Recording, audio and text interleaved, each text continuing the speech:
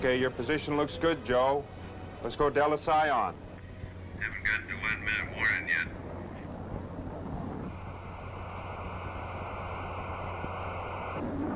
One minute. Delta Sci. Push to test. Rock sign showing. Prime. Igniter ready light. Pre-cool on. Igniter idle. 20 seconds to launch. Everything checks here. Your position is good, Joe. Pump idle. Good pump. Good igniter. Ready to launch now. Good light. Okay.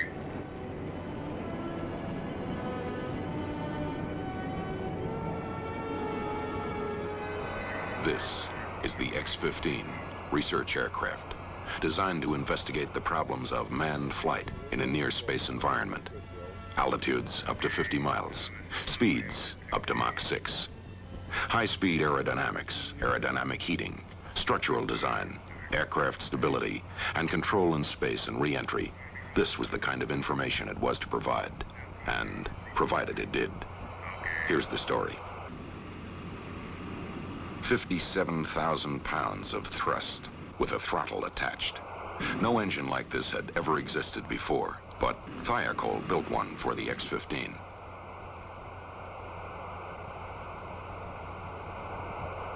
Now, what kind of airframe could be designed to carry such an engine? The X-15 was designed and built to take the stresses encountered at hypersonic speeds, to go to extreme high altitude and to beat the heat, survive the extreme high temperatures that build up on the wing, fuselage, and tail during the re-entry to the Earth's atmosphere. The engineering research contribution we made at North American Aviation to the X-15 project was to take NASA's proposal to build this aircraft and to find out how they could be met. Harrison Storms. He was in charge of the X-15 program at North American Aviation. The X-15 and its B-52 launch aircraft were ready. North American test pilot Scott Crossfield was ready. Step by step, the X-15 research project had moved to this important event. Now, the first of 3 X-15s was about to begin a series of test flights. The schedule called for an orderly progression of tests. In the first flights, the X-15 would remain attached to the B-52. Then a glide flight would be tried. Only then would powered flight be attempted.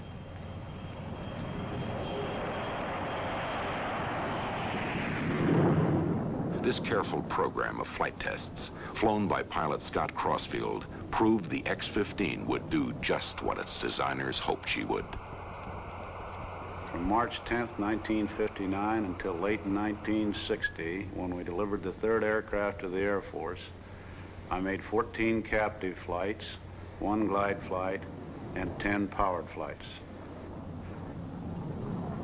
It was all pretty much routine. We, North American that is, went up there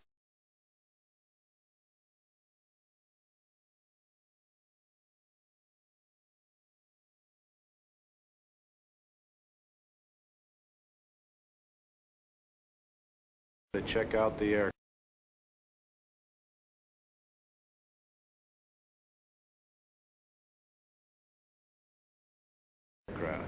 to check out the systems, to see how she handled and whether or not she'd meet the specs before we turned her over to the Air Force.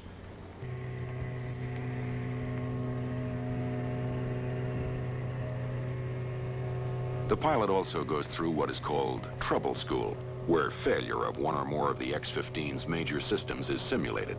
Again, his reaction is monitored. Each pilot gets further practice by making a number of flights in a modified F-104 aircraft. He flies over his upcoming X-15 flight course to establish geographic checkpoints and key altitudes in the landing pattern.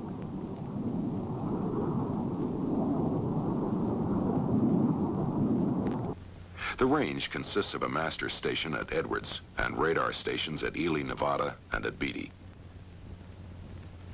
The flight corridor is 50 miles wide, and it contains a number of dry lake beds where emergency landings can be made. Two kinds of powered flights are made over the high range. One, a ballistic type, high-altitude run up to and even above 250,000 feet.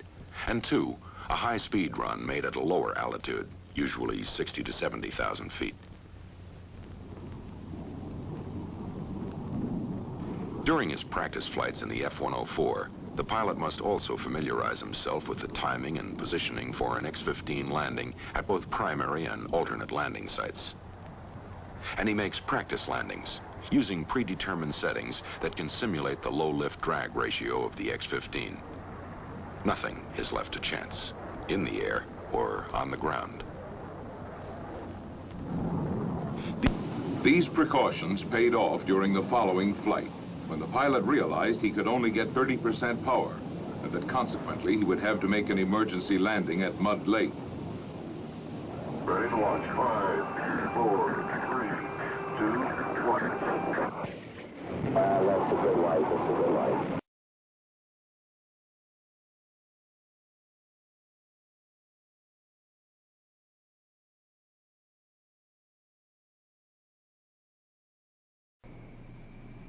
On a hot day, more than 12,000 feet of runway is required to achieve liftoff at 170 to 180 knots. Snugly tucked in the X-15 cockpit, the pilot is no doubt recalling the good old days before wing mounting, when he had to squeeze into the cockpit down through the bomb bay. This maneuver was accompanied by considerable huffing and puffing, and a big sigh of relief when he was finally strapped in the seat. Nothing to do now but sit back, relax, mentally help the B-52 pilot with his flying. Wing mounting of the X-15 permits the ejection seat to be utilized in an emergency, while the aircraft is still attached to the B-52 shackles. Launch checks continue as the pilot tests the attitude control rocket. The high-altitude control system used when the X-15 is on an altitude flight profile above the usable atmosphere. At extremely high altitudes, the conventional aerodynamic control surfaces are not sufficiently responsive for complete flight control. So attitude control rockets are necessary. Pitch and yaw rockets are located in the nose. The roll rockets are located on each wingtip.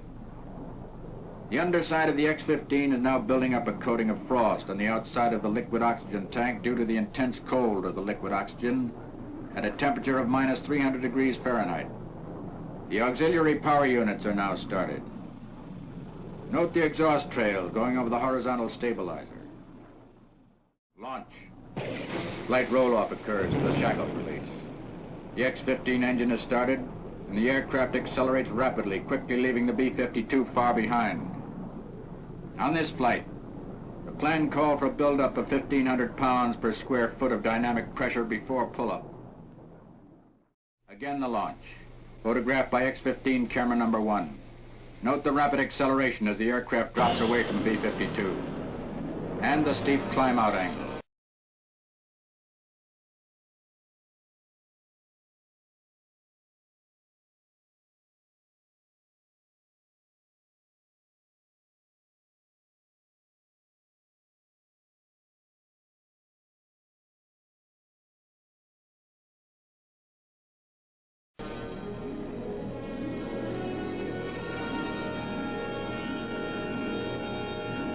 Speed brakes are extended to permit longer burning time of the engine propellants and provide added aircraft stability during re-entry.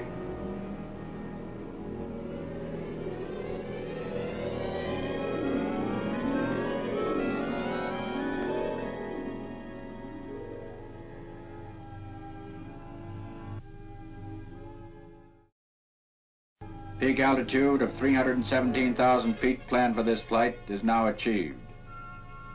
X-15 camera number 5 shows the pilot's reaction to zero-G state.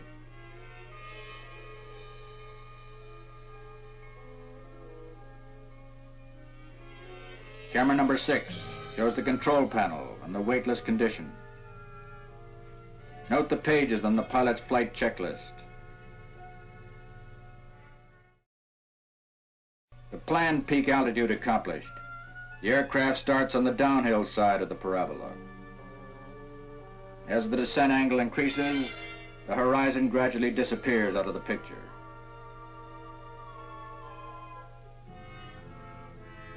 Now the pullout to level flight, and the horizon once again is seen behind the tail of the aircraft.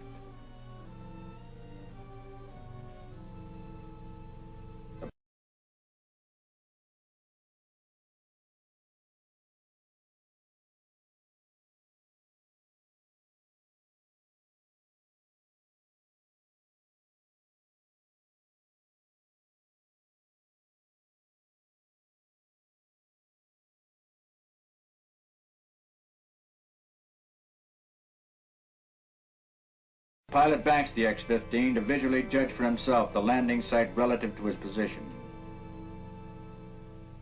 The speed brakes close and the pilot guides the aircraft into an approach pattern for a landing on Rogers Dry Lake.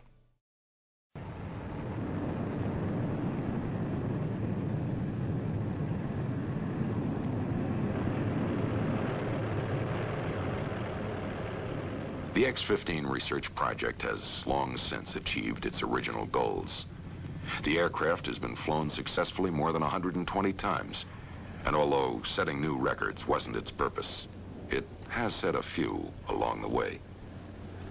Altitude, 67 miles. Speed, Mach 6, 4,104 miles an hour, the highest and fastest a winged aircraft has ever flown.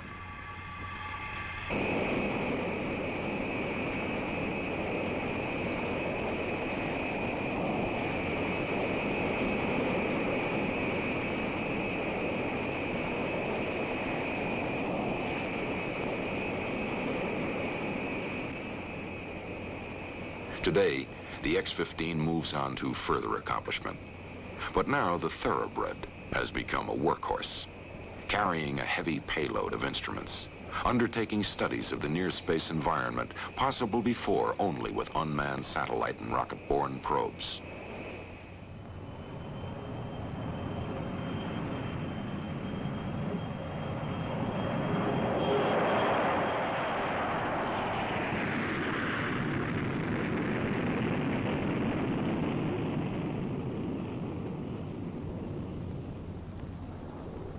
There are many people who should share the credit for the continuing success of the X-15 research project.